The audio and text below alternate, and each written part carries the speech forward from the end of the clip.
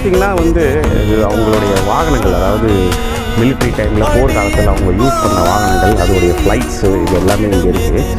இவங்களோட ஹிஸ்ட்ரி என்னன்னு பார்த்தீங்கன்னா 1975 வந்து பார்த்தீங்கன்னா இவங்களுக்கு சுதந்திரம் கிடச்சிது. சிலைகள்லாம் இருக்குதே. இதை யூஸ் பண்ண காரு அந்த டைமில் ரெனால்ட் வண்டி நினைக்கிறேன்.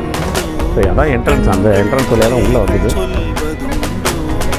இன்னும் ஃபுல்லாக இருக்குது, இன்னும் நிறைய இடங்கள் அவங்க யூஸ் பண்ண பழைய இதுவாக இருக்கும். எதுவும் தெரியலண்ணா,